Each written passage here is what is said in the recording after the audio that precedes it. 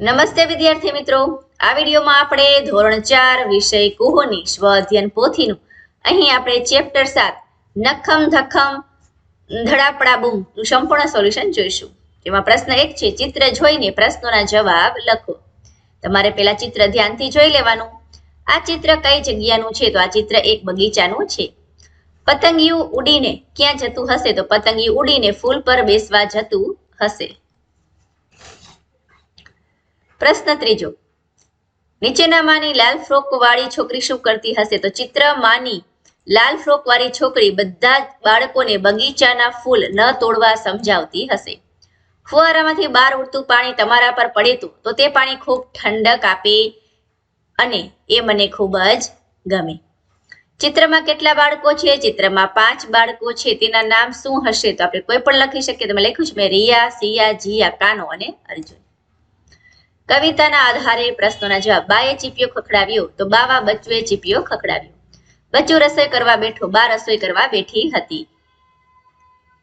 નિરંજન ભિક્ષા માંગવા આવ્યો હતો તો બચ્ચુ ભિક્ષા માંગવા આવ્યો હતો. આપણે સાચું વાક્ય લખીશું. ચોથામાં આવશે બાવાજીએ ભિક્ષામાં સાદું ભોજન માંગ્યું. પછી બચ્ચુ આજીજી કરવા લાગ્યો તો બા આજીજી કરવા લાગી. એ આપણો આન્સર થશે. ત્યારબાદ જોઈએ પાના નંબર 122 ઉપર કવિતા બમ બમ ભોલાનું પઠન કરો અને તેમાં આવતા શબ્દો નીચેના ચોરસમાં શોધીને ફરતે ગોળ પણ કરવાનું છે અને લખવાના પણ છે. તો તમે આ રીતે ગોળ રાઉન્ડ કરી દેજો. આટો, ભિક્ષા, આજીજી, ચીપિયો અને ભભૂત. આ 5 શબ્દ લખીશું. બચ્ચુની જેમ તમે ભિક્ષા માંગવા જશો તો શું માંગશો? બચ્ચુની જેમ હું પણ સાદું ભોજન માંગીશ.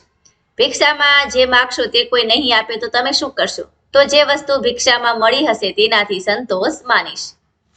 તમે બચ્ચુની જેમ બાવાજી બનવું હોય તો શું કરશો? ભભૂત લગાવીશ, મોટો અંબોળો બનાવીશ, ચીપિયો લઈશ અને બાવાજીના કપડાં પહેરીશ. ભિક્ષા માંગવા જશો ત્યારે શું બોલશો?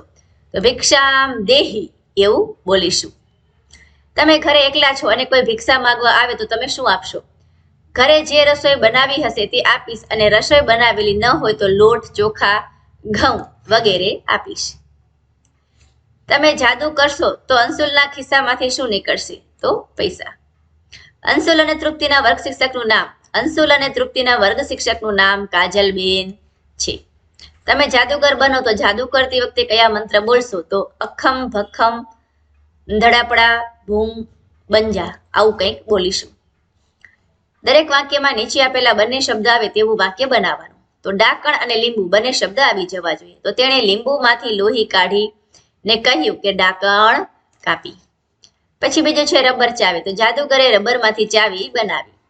જામફળ અને બંગડી. તે આવ આવ કહે ત્યારે જામફળ અને બંગડી બંને આગળ આવે. આ રીતે લખીશું. દુપટ્ટો, ચૂનાનો ભૂકો. તેણે એક દુપટ્ટામાં ચૂનાનો ભૂકો ભભરાવ્યો હતો. ચપ્પુ અને જાદુગર. તો તે જાદુગરે ચપ્પુ લઈ તેનાથી લીંબુ કાપ્યું. ત્યારબાદ જોઈએ નીચેની વસ્તુઓ કઈ જાદુની ક્રિયા સાથે જોડાયેલી છે? તો ઇલેક્ટ્રિક. તો આવ આવ જાજા. ઝીંડવું. તો કાપો ડાકણ. જામફળ આવ આવ જાજા. ચપ્પુ કાપો ડાકણ. બંગડી આવ આવ જાજા. સફેદ દુપટ્ટો આવ આવ જાજા. રબરમાં પણ આવ આવ જાજા. લીંબુમાં કાપો ડાકણ. હળદરમાં કંકુ પગલા અને ચૂનાનો ભૂકોમાં કંકુ પગલા. આ ક્રિયા સાથે તે જોડાયેલા છે. વાર્તાના આધારે વિધાન સાચા હોય તો વિદ્યા અને ખોટા હોય તો જાદુ. તો પેલું વિધાન જે છે એ ખોટું છે એટલે ત્યાં આપણે લખ્યું છે જાદુ. બીજું પણ ખોટું એટલે જાદુ. અને 3, 4, 5 સાચા છે એટલે ત્યાં આપણે લખીશું વિદ્યા. ઉદાહરણ મુજબ શબ્દમાં જરૂરી ફેરફાર કરો અને લખો. તો ખાવું. તો અહીં રમેલો એટલે અહીં રમવું. પછી રમું છું અને રમીશ. અહીં ક્રિયા છે હસવું. અગાઉ તો કે હસેલો, હસું છું અને હસીશ. આ છે ભવિષ્યકાળ. બરોબર. હવે પછી એટલે આ ભવિષ્યકાળ છે. અત્યારે આ વર્તમાન કાળ છે અને અગાઉ એટલે જે બની ગયું છે એ ભૂતકાળ કહેવાય.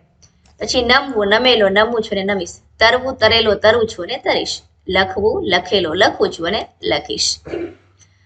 ત્યારબાદ આપણે ખાલી જગ્યા જોઈએ તો પહેલામાં આવશે આવતીકાલે અમે રમકડા ખરીદવા જઈશું. ગઈકાલે કાજલના કાકાના લગ્ન હતા. ગઈકાલે બધા બાળકો બગીચામાં હતા. આવતીકાલે બધા બાળકો પ્રવાસમાં જશે. આવતીકાલે જય અને જયા ઝડપવા હશે. દરેક પ્રશ્નમાંથી શબ્દો અને શબ્દજૂથ પસંદ કરી વાક્ય બનાવો. તો આપણે આ કોષ્ટકના આધારે વાક્ય જોશું. આજે મારે રસોઈ કરવાની છે. ગઈકાલે અમે ફિલ્મ જોવા ગયા હતા. ગઈકાલે કમલ અને દિશા રમતા હતા. આવતીકાલે કમલ અને દિશા રમતા હતા. આવતીકાલે મારે રસોઈ કરવાની છે. આ રીતે આપણે લખીશું. હવે અહીં થોડીક ભૂલવાળા વાક્યો છે, તો સાચું વાક્ય વાર્તામાંથી શોધવાનું છે અને લખવાનું છે. તે સાથે તૃપ્તિ બંગડી જામફળ બાજુ માંડવા ખસ્યા આવું કંઈક છે, તો ત્યાં આવશે તે સાથે જામફળ અને બંગડી તૃપ્તિ બાજુ ખસવા માંડી. આ રીતે લખીશું. બીજું વાક્ય સાચું આ રીતે લખીશું, કદાચ તમારી વસ્તુ જાદુગર અંશુલના ખિસ્સામાંથી નીકળશે. બરોબર, હાઇલાઇટ છે આપણો જવાબ છે. રજૂ થાય છે જાદુના ખેલ, જેને રજૂ કરે છે જાદુગરણી તૃપ્તિ અને જાદુગર.